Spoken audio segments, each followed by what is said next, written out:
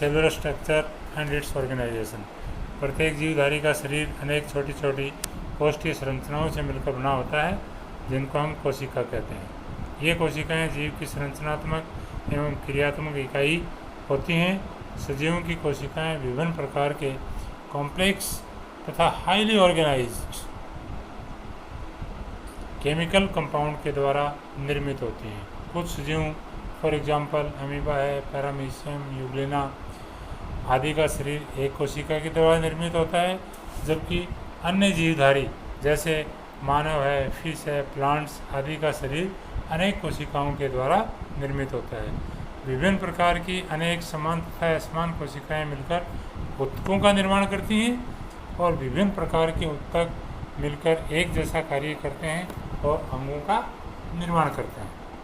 समान कार्य करने वाले विभिन्न अंग सम्मिलित रूप से ऑर्गन सिस्टम का निर्माण करते हैं। नेक्स्ट है प्रेजेंस ऑफ प्रोटोप्लाज्म।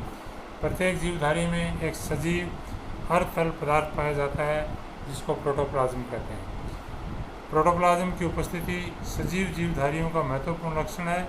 वह इसी जीवद्रव्य के मध्य में एक केंद्रक पाया जाता है। कोशिका के भीतर संपन्न होने वाली समस्त जैविक क्रियाओं का क्रियान्वयन जीवद्रव्य के द्वारा ही होता है। जीवद्रव्य वास्तव में एक जटिल कोलोइडल तथा विस्कस विलयन होता है, जिसका निर्माण प्रोटीन, वसा, विटामिन, जल, शर्करा, खनिज पदार्थ तथा न्यूक्लिक अम्ल जैसे निर्जीव रासायनिक पदार्थों के द्वारा होता है। नेक्स्ट है ग्रोथ एंड डेवलपमेंट। सभी जीव वृद्धि तथा परिवर्तन जैसी महत्वपूर्ण क्रियाएं दर्शाते हैं। वृद्धि के फलस्वरूप जीवधारी का आकार तथा परिमाप बढ़ता है। अतः ग्रोथ किसी कोशिका अथवा किसी अंग अथवा किसी संपूर्ण जीवधारी में होने वाली स्थायी तथा अनुत्क्रमणीय परिवर्तन है, जिसके फलस्वरूप जीवधारी का भार, आयतन तथा कोशिका की संख्याओं में वृद्धि होती है, जबकि परिवर्तन किसी अंग तथा जीवधारी के संपूर्ण जीवन काल में होने वाले कुछ परिवर्तन होते हैं। Next, capability of reproduction. प्रत्येक जीवधारी का एक निश्चित आयुकाल होता है, जिसको पूरा करने के पश्चात उसकी मृत्यु हो जाती है। अतः पृथ्वी के ऊपर जीवधारियों की वंशता को बनाए रखने के लिए प्रत्येक जीव जो है वो रिप्रोडक्शन की क्रिया करता है। प्रत्येक सजीव का प्रजनन अत्यंत महत्वपूर्ण लक्षण है, जिसके द्वारा अपने समान संतति उत्पन्न करता है। उदाहरणार्थ फॉर एग्जांपल ह्यूमन बीइंग अपने समान शिशु उत्पन्न करता है, कुत्ता बिल्ली अपने समान बच्चे उत्पन्न करते हैं। आम के पेड़ के बीज से आम ही पैदा होता है। मुर्गी के अंडे से हमेशा मुर्गी का सौर्य चूजा उत्पन्न होता है, जो परिवर्तन के द्वारा मुर्गी के रूप में विकसित होता है। मेटाबॉलिज्म। सजीवों के शरीर में ऊर्जा को ग्रहण कर उसका उपयोग करने की क्षमता होती है, जिसे मेटाबॉलिज्म कहते हैं। कोशिका में विभिन्न जैव रासायनिक अभिक्रियाओं को सुचारू रूप से चलाने के लिए ऊर्जा की आवश्यकता होती है। शरीर में होने वाली समस्त जैविक क्रियाओं को सामूहिक रूप से मेटाबॉलिज्म कहते हैं। किसी जीवधारी के शरीर में अथवा किसी जीवधारी एवं उसके बाह्य वातावरण के मध्य पदार्थों तथा ऊर्जा के आदान प्रदान की क्रिया जो है मेटाबॉलिज्म कहलाती है। मेटाबॉलिज्म में शरीर में होने वाली मेटाबॉलिक रिएक्शंस मुख्यतः दो प्रकार की होती हैं। नंबर 1 एनाबॉलिक रिएक्शंस होती हैं, नंबर 2 कैटाबॉलिक रिएक्शंस होती हैं। एनाबॉलिक रिएक्शंस इनको सिंथेटिक रिएक्शन भी कहते हैं, क्योंकि उपचयी क्रियाओं के द्वारा सिंपल मॉलिक्यूल से जटिल मॉलिक्यूल्स अर्थात जटिल पदार्थों का निर्माण होता है। इन क्रियाओं के द्वारा फ्री एनर्जी का संचय पोटेंशियल एनर्जी के रूप में होता है और ये प्रकाश संश्लेषण की क्रिया के द्वारा होता है। कैटाबॉलिक अपचयी क्रियाओं को विश्लेषणात्मक क्रियाएं भी कहते हैं, क्योंकि इन क्रियाओं में कार्बनिक पदार्थ तत्वों के विघटन के पश्चात सरल अणुओं का निर्माण होता है। विघटन की इस क्रिया में पोटेंशियल एनर्जी का रूपांतरण काइनेटिक एनर्जी के रूप में हो जाता है। इस प्रकार मुक्त गतिज ऊर्जा का उपयोग जीवधारी अपनी जैविक क्रियाओं को सुचारू रूप से चलाने में करते हैं। ये क्रिया जो होती है जब जीव शोषण करते हैं उस दौरान होती है। नेक्स्ट है न्यूट्रिशन।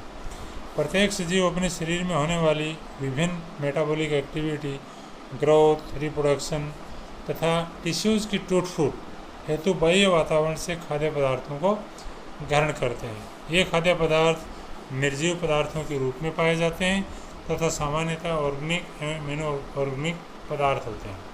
ऑटोट्रोपिक्स ऑर्गेनिजम्स जैसे ग्रीन प्लांट्स अकार्बनिक अणुओं के रूप में खाद्य पदार्थों को ग्रहण कर इन्हें कार्बनिक पदार्थों के रूप में परिवर्तित कर देते हैं, परंतु प्रपोसी ऑर्गेनिजम्स जैसे एनिमल अपना भोजन कार्बनिक पदार्थों के रूप में प्रत्यक्ष या परोक्ष रूप में पौधों से प्राप्त करते हैं।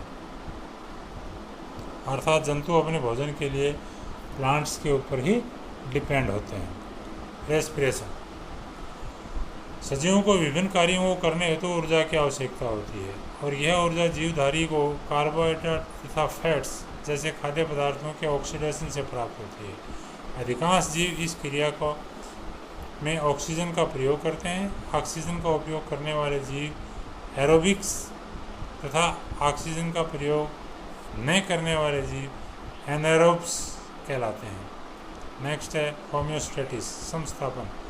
समस्त सजीवों में बाह्य वातावरण की भौतिक तथा रासायनिक दशाओं में निरंतर होने वाले परिवर्तनों के अनुसार स्वयं को स्थिर अवस्था में बनाए रखने की जन्मजात क्षमता पाई जाती है। अतः जीवधारियों में इंटरनल सेल्फ रेगुलेशन अथवा परिवर्तनशील वातावरणीय दशाओं में भी स्वयं को तथा अपने आंतरिक वातावरण को स्थिर एवं संतुलित बनाए रखने की यह भूतपूर्व क्षमता को होम्योस्टेटिस कहते हैं। फॉर एग्जांपल, मानव शरीर में थर्मोस्टेट्स तथा रेगुलेटर्स पाए जाते हैं जो शरीर के आंतरिक तापमान को स्थिर करते हैं। एक्सक्रेशन। मेटाबॉलिक रिएक्शन के फलस्वरूप निर्मित अनावश्यक तथा हानिकारक पदार्थों को कोशिकाओं अथवा शरीर से बाहर निकालने सजीवों का एक महत्वपूर्ण लक्षण होता है जिसे एक्सक्रेशन कहते हैं। जंतु उत्सर्जन की क्रिया में नाइट्रोजन युक्त अपशिष्ट पदार्थों को बाहर निकालते हैं तथा पादप अपशिष्ट पदार्थों को विशिष्ट ऊतकों जैसे बारक, जीर्ण पत्तियों इत्यादि में संचित करते हैं।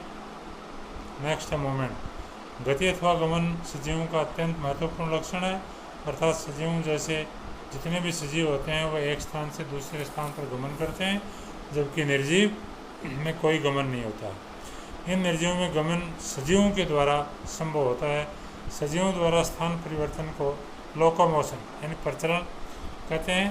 पादपों में सामान्यतया प्रचलन की प्रक्रिया नहीं होती, परंतु अनेक यूनिसेलुलर शैवाल पादपों में प्रचलन प्रदर्शित होती है।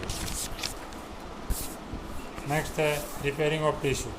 सभी सजीवों में घावों को भरने तथा क्षतिग्रस्त भागों की मरम्मत करने की क्षमता होती है। फॉर एग्जाम्पल, टूटी हड्डियों का पुनर्जोड़ना तथा पादपों में घावों का कैम्बिल एक्टिविटी के द्वारा भरना सजीवों का विशिष्ट लक्षण होता है। इरिटेबिलिटी।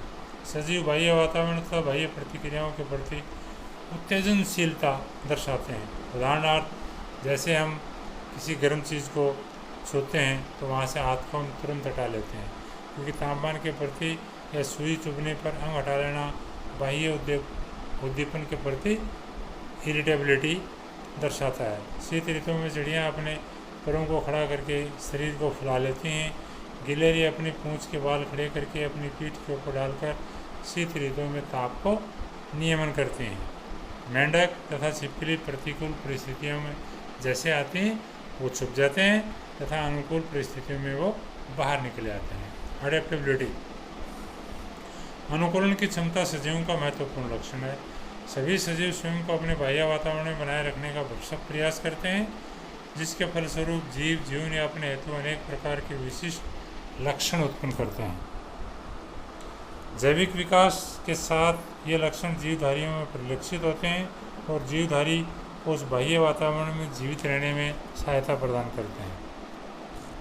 जीवधारियों में अनुकूलन के कुछ एग्जाम्पल हैं, जैसे गिरगिट शत्रु से अपनी रक्षा करने हेतु अपने रंग को परिवर्तित कर लेता है। मेंढक के नेत्र में जल से रक्षा करने हेतु निमेषक पटल का विकास हो जाता है। और गहराई में पाए जाने वाले जंतुओं में प्राय मजबूत जबड़े तथा नुकीले दांत पाए जाते हैं।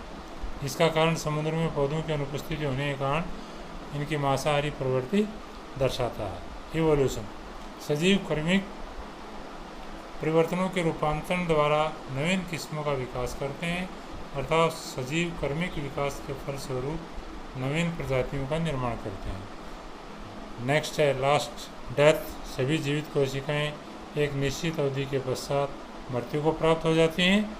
यह सभी जीवधारियों का स्थायी लक्षण तथा सभी जीवधारी अपना जीवन चक्र पूर्ण करने के पश्चात मृत हो जाते हैं तथा उनकी संतति उस जीवन चक्र को आगे बढ़ाने का कार्य करती है।